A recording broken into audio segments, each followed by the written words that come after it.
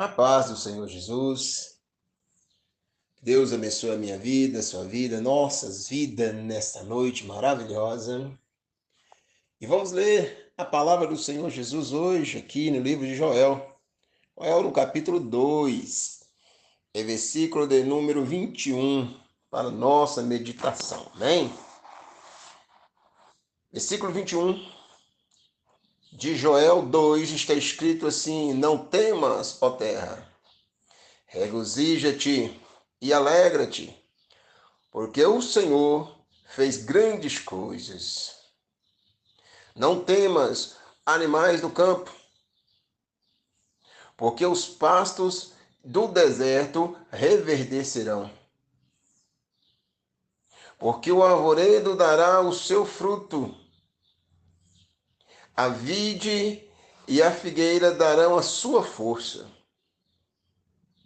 E vós, filhos de Sião, regozijai-vos e alegrai-vos no Senhor vosso Deus, porque ele vos dará ensinador de justiça, e fará descer a chuva temporã e a serôdia por um mês. E as eiras se encherão de trigo, e os lagares transbordarão de mosto e de óleo. E restituir-vos-ei os anos que foram consumidos pelo gafanhoto, e a lacusta, e o pulgão, e a aruga, e o meu grande exército que enviei contra vós. E comereis abundantemente, e ficareis satisfeito, e louvareis o nome do Senhor vosso Deus, que procedeu para convosco maravilhosamente. E o meu povo não será mais envergonhado. E vós sabereis que eu estou no meio de Israel, e que eu sou o Senhor vosso Deus, e ninguém mais. E o meu povo não será envergonhado para sempre. Amém? Glória a Deus, glória a Jesus. Amados, a palavra do Senhor, a qual nós lemos nessa hora, aleluias, glórias a Deus. É a palavra do profeta menor, considerado, um profeta menor, profeta Joel, mas um homem ligado ao serviço da casa de Deus. Um homem de vida sincera na presença de Deus, um homem de testemunho, um homem ligado ao templo do Senhor, um homem que chegava a ele certamente todo tipo de lamúria, de clamores, de reclamações, um homem que muitas das vezes, como eu e você, não temos as respostas, mas nós sabemos quem tem a resposta para todas as coisas. Jesus, ele é a resposta. Jesus Cristo, ele é o nome que foi dado entre nós, para que seja louvado, exaltado e glorificado. Porque ele é o nosso Salvador, é o nosso Redentor, é o nosso ensinador. O profeta Joel, como não tinha as respostas, ele dedicava-se mais ao trabalho do Senhor, às coisas de Deus, dedicava-se à oração, ele dedicava a sua vida em jejum, em consagração, mantendo uma vida íntima com Deus. E a palavra do Senhor vem dizendo, no início do livro de Joel, a Bíblia fala que a terra estava padecendo, que a terra estava sofrendo com terríveis pragas que estavam sobre o país de Israel. A palavra de Deus, aleluias, bendito é o nome do Senhor, é bem clara em dizer que o povo estava sem saber o que fazer, porque o país precisava de alimentos, precisava sustentar, se não conseguia. Vale lembrar que isso aconteceu pós o retorno de Babilônia, pós o cativeiro, após a reconstrução do templo. Ninguém esperava que viesse tamanho mal sobre o país de Israel. Ninguém imaginava. Afinal, o povo já havia sofrido muito, não é muito. O povo já estava em cativeiro, os antepassados ficaram ali 70 anos cativos, sofrendo, chorando, lamentando em terra estranha, com saudade da sua terra natal, querendo voltar, mas não podia voltar, não tinha condição, não tinha força. E havia uma palavra de Deus que deveria se cumprir, ou seja, todas as palavras do Senhor se cumprem. Então chega o dia em que Deus liberta aquele povo, em que eles voltam para sua terra, reconstrói o muro, a cidade, reconstrói o templo. Então é tempo na forma de pensar, de alegria, tempo de muita paz. Tinha os inimigos, sim, tinha, mas era um tempo de alegria. É verdade que muitos não voltaram do cativeiro, né? Alguns, né, milhares faleceram por lá, outros não quiseram mais voltar, mas o povo que quis retornar, retornou para a sua terra. Foram grandes caravanas, foram muitas e muitas pessoas que voltaram. E agora, irmãos, a Bíblia fala que quando menos se espera, então o Senhor envia gafanhotos. Muitos entendem isso como espírito imundo, como sendo demônios. Não, irmãos, foi da parte de Deus. Foi literalmente insetos, gafanhotos, lacusta. Foram pragas que Deus enviou sobre a terra de Israel. E isso veio devastando as plantações, as lavouras, e não sobrava nada. E o povo começou a passar necessidade grandemente, então não sabia o que fazer. E não sabia o porquê também, mas estava passando momentos difíceis. Isso foi alguns anos, não foi apenas um ano. E o Senhor enviou ali o exército dele para poder assolar a terra de canto a canto. Mas alguém diz: como pode? Nós já sofremos tanto. E agora o Senhor manda essa destruição sobre a terra, como vamos sobreviver?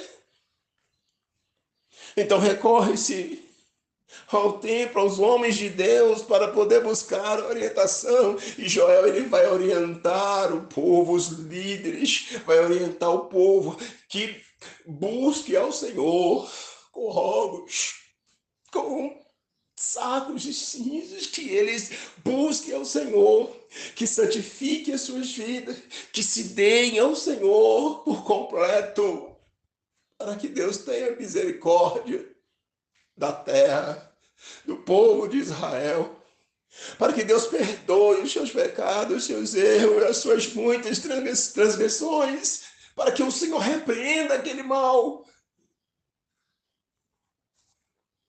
Porque quando o Senhor permite, quando o Senhor manda, não tem outra coisa a se fazer. Somente o Senhor pode repreender o mal. Há males que não saem, irmãos, de qualquer maneira, não sai. Faz tratamento médico, é aqui, é ali, gasta tudo que se tem, mas não sai, não se vê livre. Somente o Senhor pode repreender o mal. A palavra de Deus, ela é bem clara e nos mostra dizendo, o Senhor diz, eu sou o Senhor que te sara. Eu sou o Senhor.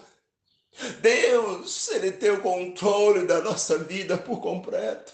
Ele tem o controle da terra, ele tem o controle do universo, ele tem o controle de tudo. Nada escapa do seu poderio, a sua mão maravilhosa. E ainda bem que esse Deus nos amou. Ainda bem que esse Deus se revelou a nós e nos fez conhecer o seu Filho amado Jesus. E o texto diz que o Senhor, ele nos daria ensinador.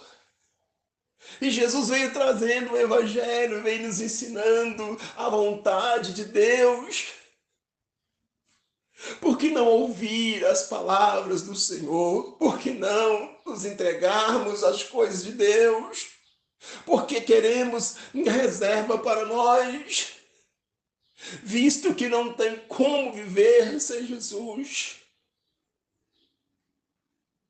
Mas o povo estava sofrendo terrivelmente, amargamente.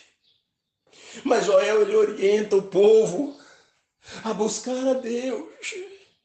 Ele começa a mostrar ao povo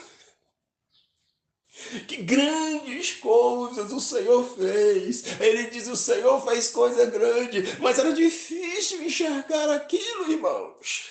Era difícil. Como enxergar as grandes coisas que o Senhor tinha feito, como Joel está dizendo, se o povo estava necessitado, estava padecendo, morrendo de fome, não tinha como sobreviver. Como dizer que o Senhor fez grandes coisas? Não é assim também na minha vida, na nossa vida? Muitas vezes a nossa vida está seguindo um curso normal. E de repente vem uma luta terrível, vem uma aflição, o vento sopra de todos os lados e parece que não vamos suportar de maneira alguma. E não há quem nos ajude, quem estenda as mãos para nós. Como lembrar, irmãos, das grandes coisas que o Senhor fez por nós? Será, irmãos, que o momento que estamos atravessando, que está se passando em nossa vida, momento de vergonha, de dor, de angústia, de aflição, será que isso é maior do que o que Deus fez por nós? Será? Será que o Senhor que criou todas as coisas, que o Senhor que nos deu a vida, será que Ele não tem poder para mantê-la? Será que Ele não tem o poder, irmãos, de manter a nossa vida? Se coisas grandes Ele fez. Sim, o Senhor tem o poder, Ele é o mantenedor da nossa vida. Grandes coisas o Senhor fez em se revelar a nós, entregar o seu Filho Jesus para ser escarnecido pelo homem, para sofrer, padecer, morrer por nós na cruz do Calvário. Grandes coisas fez o Senhor por mim, por ti, por nós. Ele nos livra, irmãos, da morte. Literalmente. Ele nos livra, ele salva, irmãos, a nossa alma. Ele foi preparar um lugar de paz, um lugar para nós, para que onde ele estiver nós estejamos também. Grandes coisas o Senhor fez por nós, e eu vos afirmo, à luz da palavra de Deus, que Ele continua fazendo. Ele continua trabalhando, pelejando por mim, irmãos, pelejando por ti. Ei, Ele sabe a sua luta, a sua dor, a sua aflição. Ele sabe, sim, Ele sabe, Ele vê, Ele contempla todos os dias. Não cesse de orar. Não cesse de santificar a sua vida, de buscar a Ele, de entregar-se a Ele. Ei, Joel diz, alegra-te no Senhor. Oh, aleluia! Alegra-te no Senhor, regozija-te, porque grandes coisas o Senhor fez por nós, coisas grandiosas Ele está fazendo agora, no momento desta palavra, enquanto o Espírito Santo vai falando, o Senhor está agindo, está transformando, está abrindo porta, está confortando corações, o Senhor está trabalhando, fazendo grandes coisas.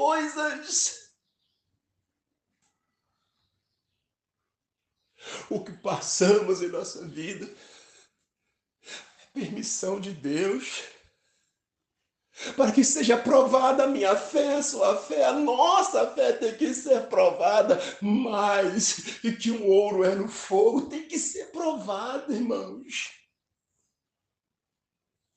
Deus deu tudo por nós. Para quê? Para que nós tivéssemos vida, e vida com abundância, e com bonância. Será que Ele não contempla nossas dores, a nossa aflição? Sim, Ele contempla, Ele sabe. Mas ore mais, busque mais. O segredo da vitória, muitas das vezes, irmãos, está na perseverança. Continue clamando, continue orando, continue acreditando, não perca a tua fé. Jesus, Ele está no controle de todas as coisas. E Joel, ele vai dizendo para aquele povo, olha, grandes coisas o Senhor fez. Grandes coisas, olha, poucos anos atrás nós era cativos, nós estava lá no cativeiro em Babilônia, sofrendo lá, comendo ali, né, na mão deles. Mas o Senhor fez grandes coisas, olha, o Senhor fez o impossível por nós estamos em nossa terra, olha, nós estamos com a cidade restaurada, muros restaurados, nosso governo está funcionando bem, vamos continuar buscando a Deus, vamos continuar orando, o Senhor fez coisas grandes, está fazendo, e é aí que Ele diz, é momento de alegrar, é momento de alegrar, de regozijar na presença de Deus. E Ele diz, não temas, porque o Senhor é conosco. Não temas de maneira alguma, ó animais do campo, porque os pastos reverdecerão. Eita glória! Não temas, porque todos os arvoreiros darão o seu fruto, porque a terra dará a sua força novamente, terá óleo, o mosto terá tudo voltará ao normal. O Senhor mandará chuva. Oh, glória a Deus! Então o povo crê, acredita ali. Muitos esboçando o último esforço. E eles continuam orando, santificando e acreditando em Deus. E o Senhor repreende aquele mal. Repreende os gafanhotos. Repreende tudo, aquelas pragas que estavam sobre a terra, e o Senhor promete, então, restituir a eles todos os anos que foram consumidos. O Senhor promete. Mas por que o Senhor fez tudo isso? Porque o Senhor requer mais de mim, requer mais de você, Ele requer mais do seu povo. Porque Ele deu tudo por mim, tudo por nós, e Ele fez grandes coisas. Será que temos fé de viver com o Senhor? Temos fé para viver na alegria, na paz, na abundância? Mas será que não podemos sofrer por amor a Cristo? Será? Às vezes o que vem hoje contra mim, contra você, é tão forte, mas tão forte que dá vontade de parar, não caminhar mais, desanimar mesmo por completo. E às vezes é uma pessoa justa, porque nem todos são, mas às vezes é justa, às vezes é pessoa íntegra na presença de Deus, ela fica confusa. É como o povo naquela época, ela não sabe, Deus, por que isso? Por que isso sobre a minha casa, meus filhos, meu esposo, minha esposa? Por que isso na minha congregação, essa perseguição terrível? Por que isso? Porque Deus está te preparando para algo que há de vir. Deus, Ele é Ele mantém, Ele é o mantenedor da nossa vida. Ele nos fez, nos criou, Ele mantém. Ele nos sustenta, irmãos. Mas muitas das vezes, quando estamos na bonança, está tudo indo muito bem, nós relaxamos um pouco, deixamos de orar, de buscar a Deus, de santificar. Olhamos mais para as coisas aparentes. Não conseguimos ver no mundo espiritual a necessidade das almas que chora, que lamenta, que planteia, que grita por socorro ao nosso lado, a nossa casa, os nossos vizinhos, o nosso trabalho. Pessoas desesperadas, pessoas cometendo todo tipo de atrocidade, e nós olhamos assim, irmãos, e não nos compadecemos. E às vezes ainda julgamos as pessoas, quando na verdade não devíamos fazer isso. Então o Senhor Ele permite vir contra nós a adversidade, mas não é para desanimarmos, é para agarrar mais com Ele, para buscar Ele em oração, com rogos, para poder santificar a nossa vida, para que sejamos preparados, para que o nosso coração seja quebrantado diante de todas aquelas tristezas, aquelas mazelas, para que nós possamos ser preparados para poder levar a santa palavra de Deus, para que possamos estender a mão para o próximo, para que possamos ajudar. É preciso, irmãos, que nós estejamos 100% alicerçados na palavra de Deus, nos ensinamentos de Cristo. Do contrário, quando alguém se aproximar, precisando de uma ajuda, não teremos para dar. O celeiro vai estar vazio, vai ter desconfiança, vai ter falta de fé, não vai ter uma semente boa para poder entregar. Então o Senhor permite a adversidade, mas não que o Senhor é mau, o Senhor é bom. Nós que somos maus, nós é que não praticamos o nosso amor. Deus nos amou de maneira incondicional. Ou seja, estando nós nas trevas, vivendo nas trevas, sendo totalmente trevas, porque elas dominavam sobre nós, o Senhor se revelou a mim, a ti, a nós, a humanidade. Ele saiu de onde estava e veio até nós. E Ele então faz a luz brilhar na minha vida, na sua vida, em todos os sentidos. E nós conseguimos andar na luz, mas ainda há multidões e multidões andando nas trevas. Ainda não conhece a verdade.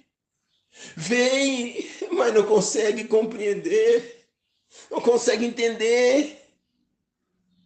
Muitos preferem andar pelo contra.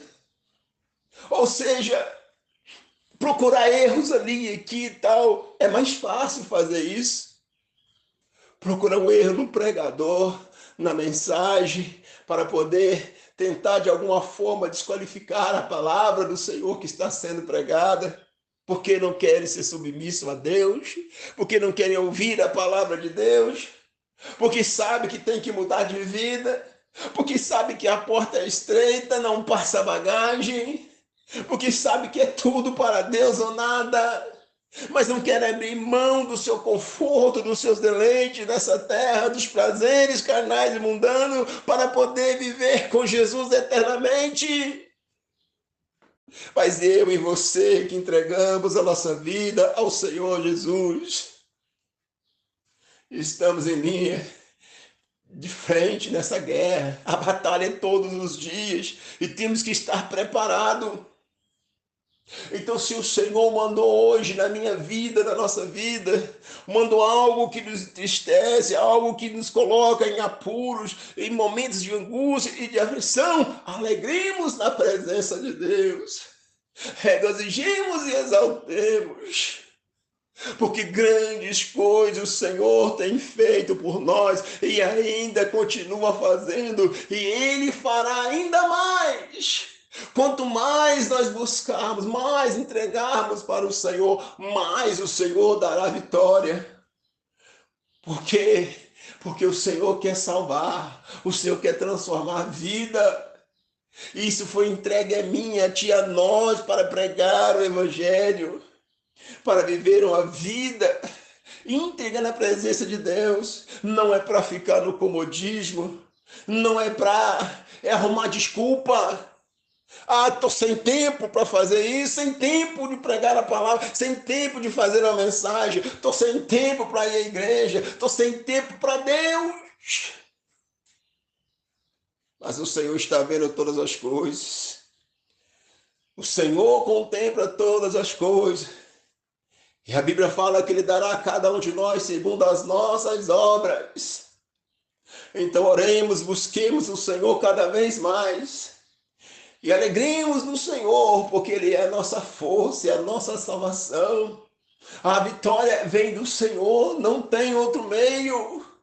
O mundo rejeitou a Cristo, o mundo nos rejeita. Não temos que ter amizade com o mundo de maneira alguma. Temos que fazer o que o Senhor nos ensinou, seguir os caminhos dele, a pisada do Senhor. Onde o Senhor pisou, vamos continuar ali. É assim que vamos ser salvos, andando da maneira que o Senhor nos ensinou. Olha que Ele mesmo disse que não veio fazer a vontade dele, mas a vontade do Pai que o enviou. Então façamos isso, andemos com sinceridade na presença de Deus, porque o momento que está nos afligindo agora é o Senhor requerendo mais de mim, de ti, de nós, para orarmos, buscarmos a Ele, preparando nós, o Senhor está para algo maior, para poder nós ganharmos a alma para o Teu reino. Que o Senhor Jesus continue falando melhor no coração de cada pessoa. E que nós não baixemos nossas cabeças, mas continuamos alegres, com a cabeça erguida, glorificando, exaltando, louvando o nome do Senhor, porque Ele é digno de toda a honra e toda a glória. Em nome de Jesus. Amém. Deus abençoe a todos. Fiquem na paz do Senhor Jesus.